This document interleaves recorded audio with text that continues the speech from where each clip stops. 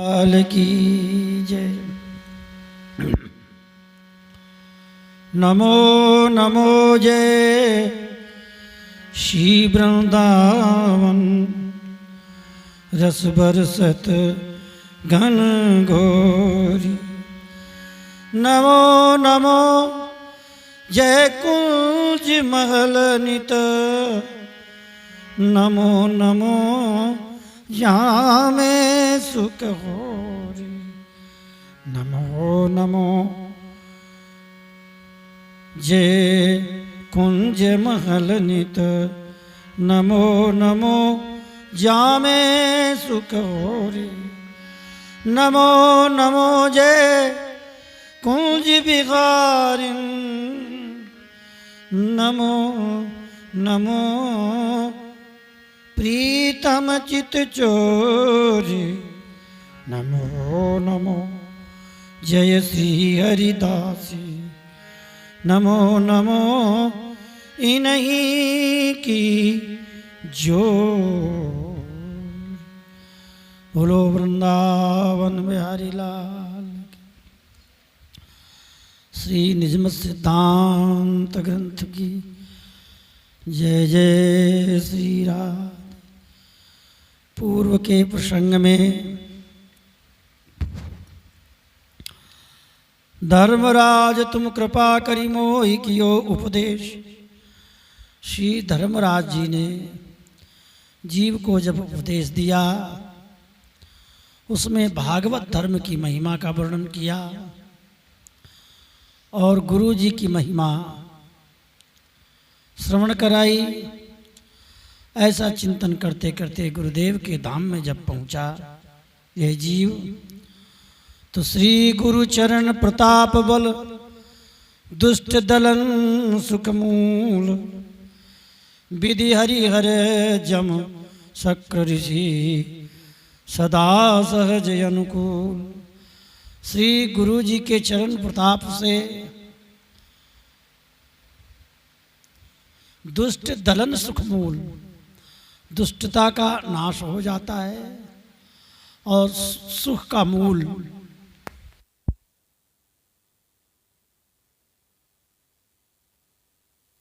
गुरु चरण प्रताप ते। जीव कहता है गुरु जी के चरण प्रताप से सारी दुष्टता का नाश हो जाता है।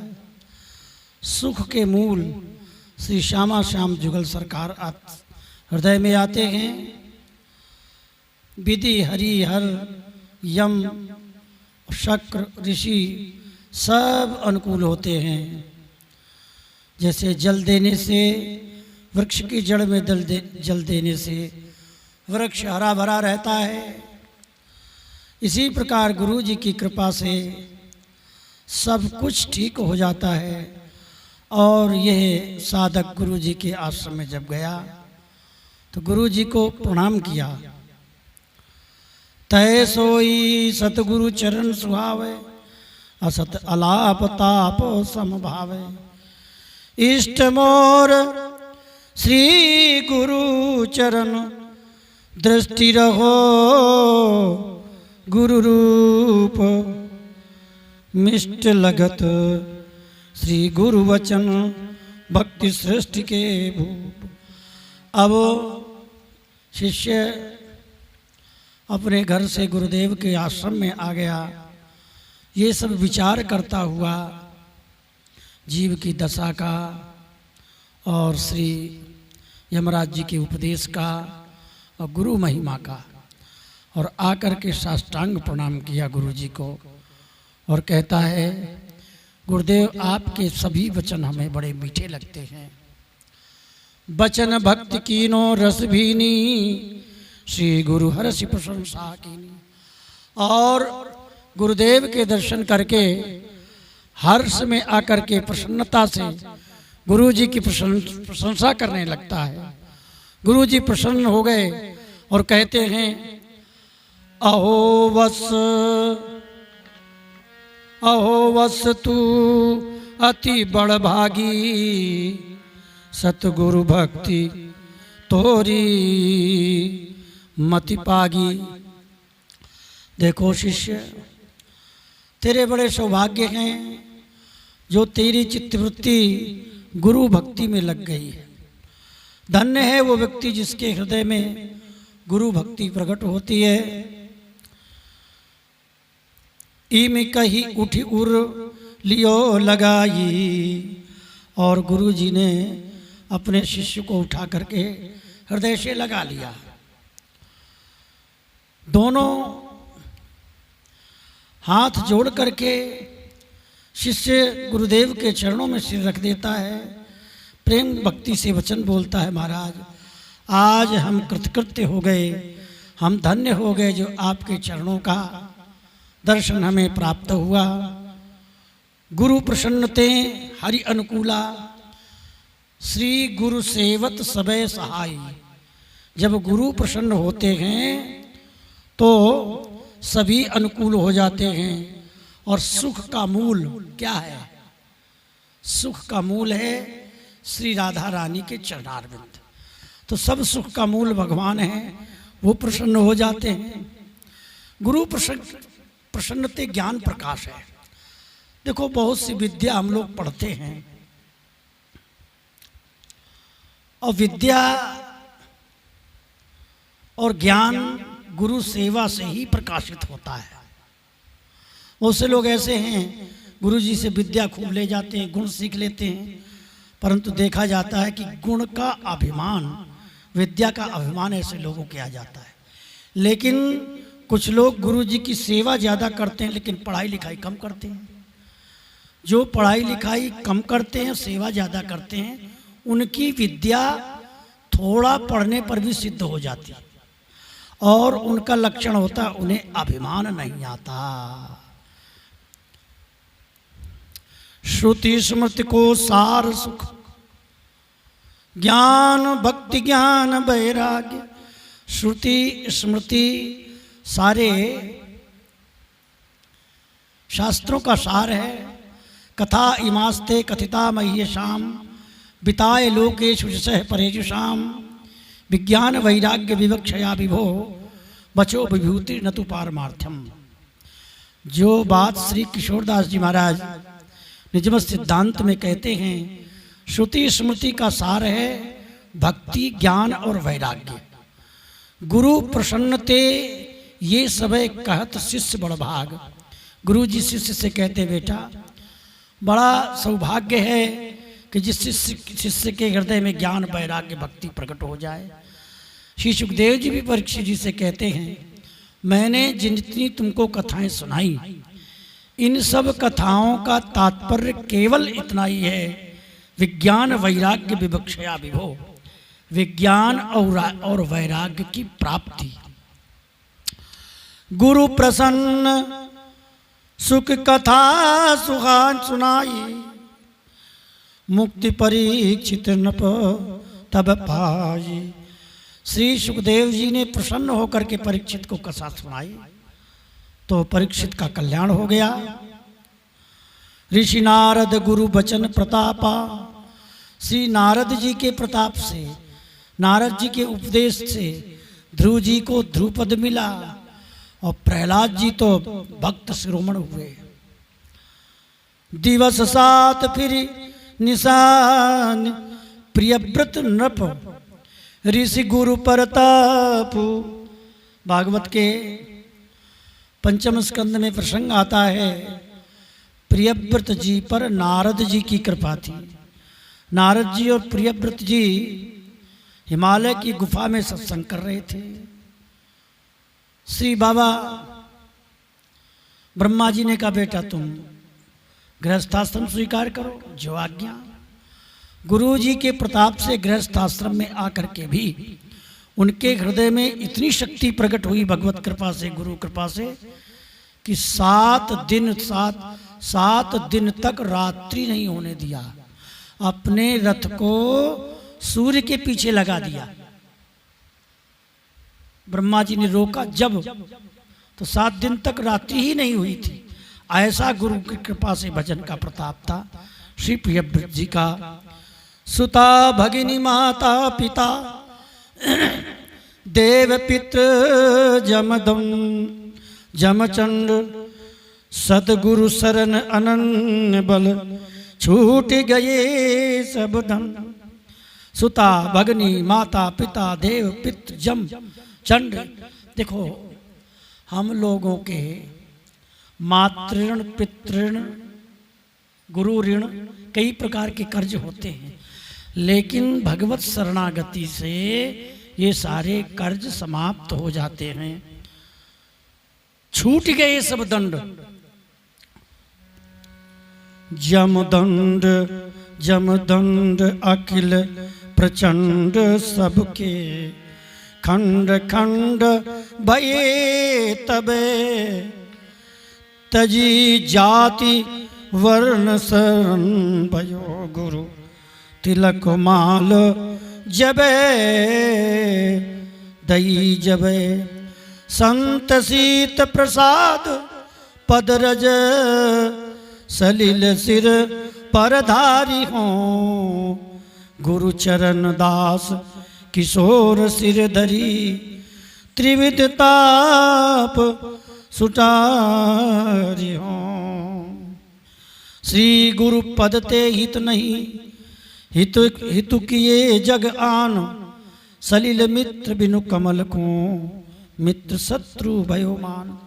कहते हैं जग दंड अखिल प्रचंड सबके, खंड खंड भये तबे तज जाति। जिसने अपने सबको जाति वर्ण कुल कर्म धर्म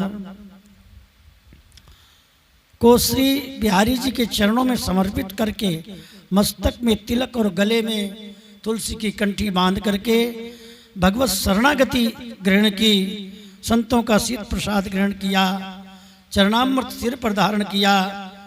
किशोरदास जी कैसे गुरु जी के चरण प्रताप से 3 प्रकार के ताप नष्ट हो गए।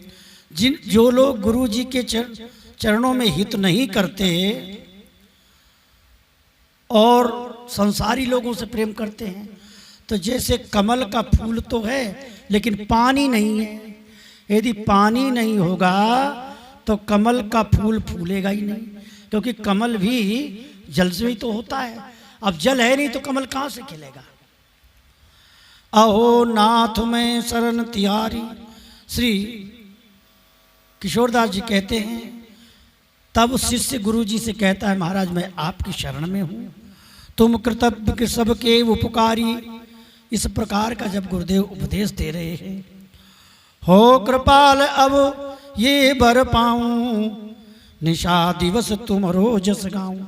हे गुरुदेव अब ऐसी कृपा करो कि दिन रात मैं आपका गुण गाऊं। विधि हरिहर विधि हरि शिव मुनि तुमको गावे, जीव तुच्छ को पार न पावे। विधि हरि ऋषि मुनि सब गुरु की के जस को गाते हैं, गुरु का यश वर्णन करते हैं। सो निज रूप तिहारो जानो। अब मैंने आपका स्वरूप जान लिया है, कृपा करके हमें ज्ञान दो। दृष्टांत दे करके दय दृष्टांत मोहि समझाओ, जिमि शाखावत चंद्र लखाओ।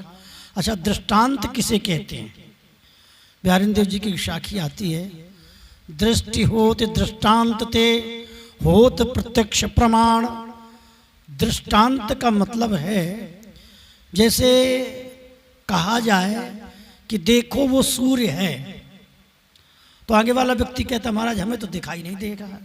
अरे देखो ये जो नीम का पेड़ है ना, नीम के पेड़ के पीछे सूर्य दिखाई दे रहा है, तो नीम सूर्य नहीं है, दृष्टि का अंत सूर्य है और बीच में नीम का सहारा लिया गया है। इसी प्रकार कोई कथा सुना करके उस बात को समझाना, जैसे भागवत में भक्ति ज्ञान वैराग्य का दृष्टांत दिया है, दृष्टांत ही तो है, वहां कोई स्त्री थोड़ी है, कोई पुरुष थोड़ी है, एक उदाहरण दिया है। तो दृष्टांत दिया जाता है बात को समझाने के लिए। शाखावत चंद लखायो, शाखा माने नीम की डाल को दिखाकर सूर्य को दिखाना। तो नीम की डाल सूर्य नहीं है, सूर्य को दिखाने के लिए नीम की डाल दिखाई गई है। इसी प्रकार आप दृष्टांत सुनाकर, कथा सुनाकर भगवान की भक्ति की तरफ हमें पहुंचाओ। तात्पर्य शिष्य का कहने का ये है, वह निरपेक्ष परोक्ष सुभाखी। अब आप प्रकट अप्रकट रूप से कृपा करो, करुणा करी बपमोह राखो, और अपना स्वरूप मेरे हृदय में विराजमान करो। श्री मुख कहत पुकार इमि आचार्य मम जान, श्री गुरु चरण प्रताप ते श्री हरि करत पिछान। शिष्य कहता है, गुरुदेव भगवान भी कहते हैं श्री कृष्ण गीता में कि भगवत गीता में भी और भागवत के 11वें स्कंद में उद्धव जी से उपदेश देते हैं कि आचार्यम माम विजानीयान नाव मन्येत कर्हिचित।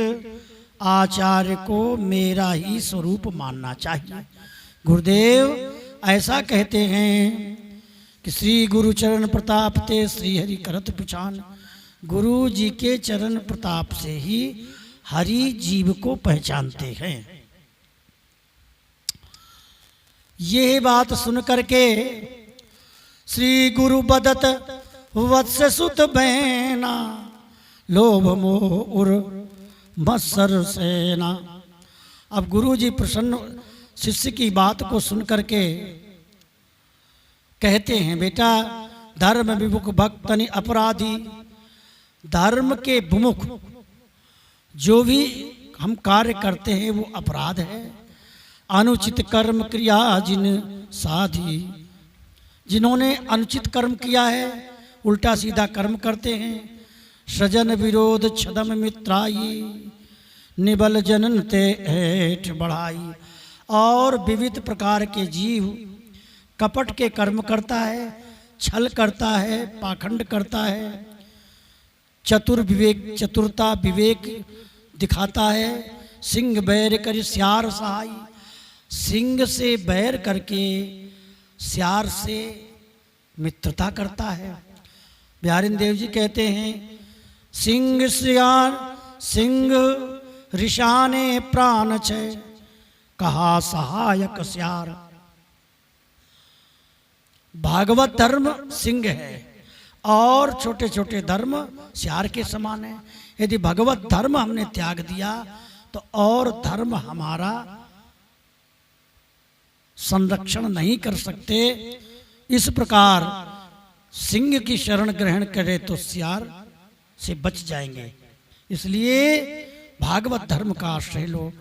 कंचन खानी भक्ति हरि त्यागी, कंचन खान भक्ति हरि त्यागी, स्वर्ग कर्म को पचत अभागी। अब दृष्टांत दे रहे हैं। शिष्य ने कहा, गुरु जी दृष्टांत दो। तो गुरु जी दृष्टांत दे रहे हैं क्या कि कंचन सोने की खान मिल गई। सोने का खान क्या है? हरि भक्ति। ये सोने की खान है। इसको तो जीव त्याग देता है और स्वर्ग प्राप्ति के लिए विशेष प्रकार के यज्ञादिक पुण्यातिक कर्मों में पचता रहता है। तो सोना को त्याग करके पीतल को ग्रहण करता है व्यक्ति। भगवत भक्ति सोना है और स्वर्ग प्राप्ति के जितने भी सत्कर्म हैं ये सब पीतल के समान हैं। कर्म कठिन भय युत बहु भारी। अब वो सत्कर्म पुण्यादिक कर्म भी व्रत आदि बड़े कठिन है। कायदे से नियम से समयानुसार मुहूर्त के अनुसार यदि हम सत्पुण्य करते हैं, व्रत करते हैं, तब तो उनका पुण्य मिलता है। कर्मठ सुनी यह कर्म भक्ति विधि होई, कर्मठ कृपन क्रिया करी कोई। कर्म कांड में भी यदि विधि के अनुसार, नियम कानून के अनुसार, स्थान काल पात्र भेद से सब ठीक ठाक कर्म हो गया, तब तो कर्म का फल सही मिलता है। और नहीं तो कर्म का फल भी उल्टा हो जाता है। भक्ति किए सत्संग ते पतित होत निष्पाप, और उल्टा फल पड़ता है। लेकिन भक्ति करने से, सत्संग करने से पतित भी होता है तो वो निष्पाप हो जाता है। कर्मठ मख करी स्वर्गगत मिटत नाही त्रयताप। और कर्म कांड करते हुए स्वर्ग की प्राप्ति होने पर भी 3 ताप से जीव छूट नहीं पाता। प्रथम सुनो कर्मठ की बाता। देखो बेटा, अब जो कर्म करते हैं स्वर्ग की प्राप्ति की, मैं उनकी कथा तुम्हें सुना रहा हूं। गुरु जी कर्मठ की बात कह रहे हैं, स्वर्ग की प्राप्ति वालों की इच्छा जिनकी। प्रथम सुनो कर्मठ की बाता, दय दृष्टांत कहो सुन ज्ञाता। वर्णाश्रम के धर्म सुसाधे, मक करी सकल देव आराधे। वर्णाश्रम के जितने धर्म साधना करते हैं, यज्ञ करते हैं, देवताओं की आराधना करते हैं, बहुत व्रत करते हैं, संयम करते हैं, नेम करते हैं, पितृदेवताओं को प्रसन्न करते हैं, सूर सती पतिव्रत सुधारे। सूर हैं, सती हैं, पतिव्रत धर्म का पालन करने वाले हैं। द्वित अरुस्वपच गणत यक सारे, बलकल बसन असन पय सागा। पंच यज्ञ तप सब दिन नागा। बलकल वस्त्र पहनते हैं और जंगल में जाकर के पत्ती साग आदि खाते हैं, पंच अग्नि में तपते हैं, कन्यादान करते हैं, बहन का दान करते हैं, तप करते हैं, उग्र तप करते हैं, पृथ्वी के परिक्रमा करते हैं। जो कहू कर्म शुद्ध बनी आवे, तब वह ऊर्ध्व स्वर्ग को जावे। अब ये जितने कर्म हैं ये यदि अच्छे ढंग से हो जाते हैं, विधिवत हो जाते हैं, तब तो ऊर्ध्व माने ऊपर के लोग स्वर्ग लोक में जाने को मिलता है। अच्छा, इसका क्रम क्या है ग्रंथ का? पहले नरकों का वर्णन किया, यमराज जी का वर्णन किया जीव के द्वारा, और फिर गुरु की महिमा वर्णन की। अब गुरु उपदेश देकर से समझा रहे हैं कि देखो तुम स्वर्ग की प्राप्ति के लिए इच्छा मत करो, जो भी कर्म करते हो भगवत प्राप्ति के लिए करो, क्योंकि बहुत कष्ट पा करके भी विविध कर्म करके स्वर्ग प्राप्त भी यदि अच्छा हुआ तब तो स्वर्ग मिलेगा, नहीं बिल्कुल पतन हो जाएगा। यही बात समझाते हैं। संसार का वर्णन, जन्म का वर्णन, नरक का वर्णन और स्वर्ग का वर्णन, इसके बाद फिर भक्ति की बात करेंगे। हमें क्या करना है, हमें नरक जाना है कि स्वर्ग जाना है कि भक्ति करके भगवत धाम जाना है, तीनों का क्रम वर्णन कर रहे हैं यहाँ श्री किशोरदास जी महाराज। और क्या कहते हैं? कर्म फलनी को खर्च ले, स्वर्ग लोक को जाय। असन बसन लखी अप्सरा, करत विमान उपाय। और अच्छे कर्म जब सिद्ध हो जाते हैं तो स्वर्ग में जाता है। स्वर्ग में देख करके प्रथम मिलन सुरपति ढिंग ठाड़ी ठाड़ो, और स्वर्ग के दरवाजे पर इंद्र देवता खड़े होते हैं। शक्र जो उठ उर लगी चित चाड़ो, और इंद्र देवता उठ करके उस जीव से मिलते हैं। बेटा गुरु जी अपने शिष्य को समझाते हैं कि स्वर्ग में क्या होता है, स्वर्ग में क्या है, कैसे घटना घटती है स्वर्ग की। करत प्रशंसा सभा सुनाई, सुकृत सुनरवर सुरपुर आई। जो व्यक्ति स्वर्गलोक जाता है तो स्वर्ग के वहाँ के लोग बंदी जनादि गंधर्व जो हैं वो उस व्यक्ति की प्रशंसा करते हैं कि तुमने कितना पुण्य किया, कितना साधन किया, कितना तप किया। उसके पुण्य के प्रभाव से सर्वस धन विप्रन को दीने, अपना सर्वस्व धन तुमने ब्राह्मणों को दान किया, तीर्थ किया, व्रत किया, पितृ प्रसन्न किए बहुभांति, और पितरों को भी प्रसन्न किया, सात्विक धर्म कर्म किए हैं, दीन गर्भवत पोषी नारी, दीन और गर्भिणी स्त्री का तुमने पालन किया, वर्णाश्रम धर्म का निर्वाह किया, और लड़की का विवाह किया, उसमें धन खर्च किया, जुग सट कर्म करत मन दीने, और 6 प्रकार के तुमने कर्म भी किया, दान देना, दान लेना, पढ़ना पढ़ाना आदि विविध कर्म किए। दुर्जन बचन सुने सहे, गुरुजन सकल लड़ाए, सुरजन मखनी सुखित किए, भूसुर पूजे पाए। और तुमने दुर्जनों के वचनों को सहा, क्यों दिन न सहन करते, लड़ बिड़ जाते तो उल्टा सीधा काम हो जाता, नरक को जाते। इसलिए दुष्टों के वचन को सहा, गुरुजनों के अनुकूल रहे, और देवताओं के लिए यज्ञ किया, ब्राह्मणों की पूजा की, मन चंचल इंद्री बस कीनी, मन और इंद्री जो चंचल होते हैं इनको भी तुमने स्वर्ग की प्राप्ति के लिए बस में किया। बित बिन गऊ टहल बहु कीनी, और जैसी तुम्हारे बित थी गाय की भी सेवा की। कोई अक पुण्य पुंज भयो बारी, सुरपुर सदन नरक दुख टारी। कोई तुमसे ऐसे ही पुण्य हो चुके हैं जिसके कारण नरक से छुटकारा मिल गया और तुम्हें भैया स्वर्ग की प्राप्ति हुई है। अब इंद्र देवता कहते हैं बेटा एक काम करो, अब तुम्हें स्वर्ग का सुख भोगने के लिए पहले इंद्राणी के शिष्य बनो, जाओ हमारी गृहिणी से गुरु मंत्र लेकर के आओ। तो वो स्वर्ग जाने वाला व्यक्ति इंद्र की बात मानकर इंद्राणी के पास जाता है।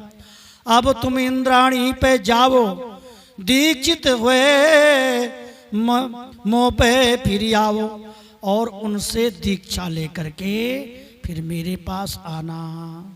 अच्छा, वो इंद्राणी के पास पहुंचता है, प्रणाम करता है जीव, तो इंद्राणी उसके गले में एक फूलों की माला डालती है और माला डालकर कान में मंत्र देती है, बेटा जो भी तुमने आज तक पुण्य किया है पृथ्वी लोक में, ये पुण्य ही ये तुम्हारे गले की माला है।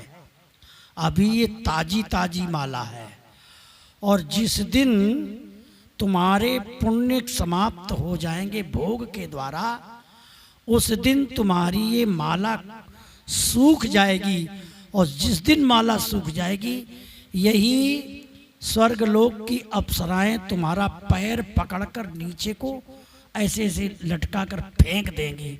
ध्यान रखना, जब तक ये माला सुरक्षित है तब तक तुम स्वर्ग में सुरक्षित हो।